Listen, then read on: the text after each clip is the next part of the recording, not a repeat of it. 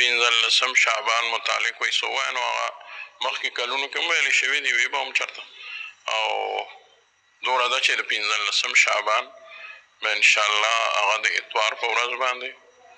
ماښام نه وروستو د پیر په شپه باندې دا به انشاءالله وي ځکه چې رویت چې کوم شوی دی د صوبې زمونږ د صوبې یا د ملک نو هغه دواړو کې دغه تاریخ 14 تاریخ راځي او د 15 شعبان شپه راځي په هغه حساب سره نو د اتوار په ورځ د ماښام نه وروستو د پیر په شپه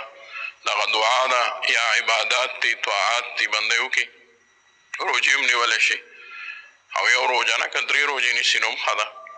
14 14 15 او که د 15 روژه ونیسي نو هم ټیک ده او پکې حدیث هم راغلی دی په دغه کې تقدیرونه هغه لیکلی شي رزق لیکلی شي عمر لیکلی شي او سعادت لیکلی شي شقاوت لیکلی شي چې خوشبخته دی که بدقسمته دی بدبخته دی او رزق به یې څنګه وي څومره به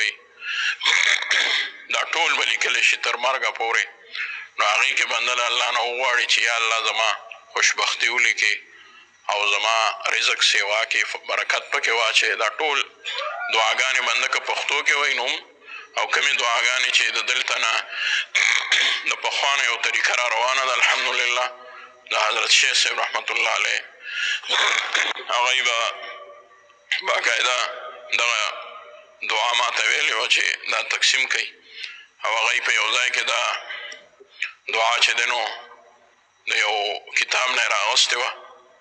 بیا ما یو بل ځای کې هم وکته یو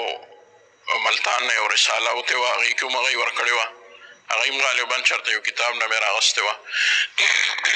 بعضې نورو ځایونو کې دا نقل شوه ډېره ښه ده د هغوی په اجازت باندې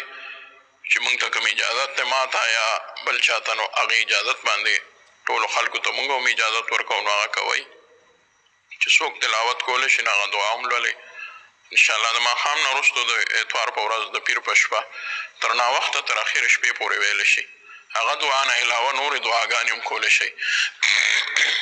باقاعده د هغې دپاره د جمع څه صورت نشته چې موږ ووایو یو جمع ده او یو مجلس وجوړو وي بعضې ځایونو کې بعضې حضرات یې کوي بریلي حضرات هم کوي یا بعضې نور به یې کوي خو موږ د هغې دپاره څه اهتمام نه کوو چونکې زموږ مشرانو نه دي کړي نو موږ هم اهتمام نه کوو د هغې دپاره